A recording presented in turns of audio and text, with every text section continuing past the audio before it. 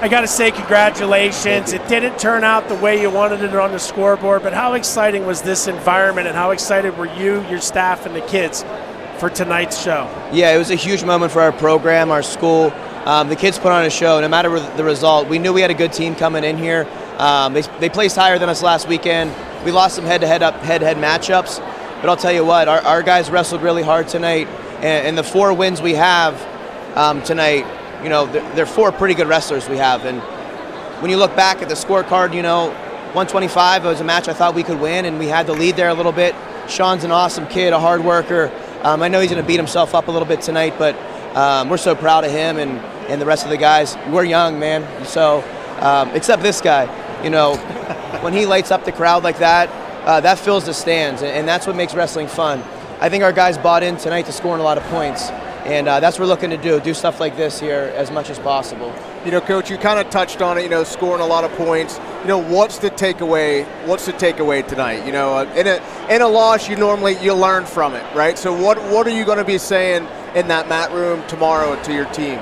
Yeah, so I don't think we lost technically a ton of positions. It's just clamming up a little bit and letting it fly. Like Charlie Messich at 157, he's a stud. We just need to let him open up and wrestle freely and not be as tense at times. And it's hard, you know, he just graduated, he's a freshman. And that's going to come with time. These guys are going to continue to improve, and by the end of the year, we're going to be there. And I'm confident in that and our staff and these guys. So just really proud of what we did tonight. Again, we didn't get the victory, but I'm still really proud of what we did. Coach, your emotions this entire week preparing for tonight's match, what was it like? Knowing that the Bearcats are going to return back to the mat after 48 years. Yeah, so it was awesome this week. It was definitely a roller coaster of emotions a little bit, and we made sure that we took time to soak it in. You know, and last night we got a little emotional with some team conversations. We honored Coach Ron Park in our practice last night with our stick story about sticking together and fighting for each other.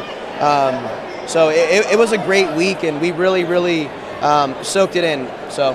Certainly didn't have any problems filling the stands with lots of folks that understood wrestling. Yeah. Maybe even a few that didn't, but whenever those mat returns came and that thunderous boom rang out, they knew to cheer then, didn't they? Yep. It's Latrobe, Western Pennsylvania. This is it. So what's coming up next for the Bearcats, Coach? So we have a couple weeks off.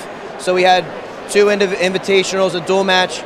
We're going to settle in, heal up a little bit. We have 2 guys coming back next month off some pretty nasty injuries that we're excited to get on the mat. And we wrestled December 8th at Wheeling University down there, so my alma mater, so it's going to be nice to go down there and wrestle those guys and be in that gym for the first time in, I don't know, 7 years. So for sure. So I have to ask you, now that I'm standing in front of you, how soon do you want to try to get the match scheduled between you guys and Seton Hill and get that little cross-town rivalry going? You know, I love Vince, and I love the guys on the team over there, still coach some of them. I think it'd be really awesome, not to call you out. No, just kidding. I think it'd be really fun to have our seasons open up next year, possibly, just to get it out of the way. You know, a Westmoreland County College match would be awesome. So I love those guys, and we'll see what happens. You know, we'll just let it plan it out. Had to ask it. Yeah, you're good. You're good. For sure.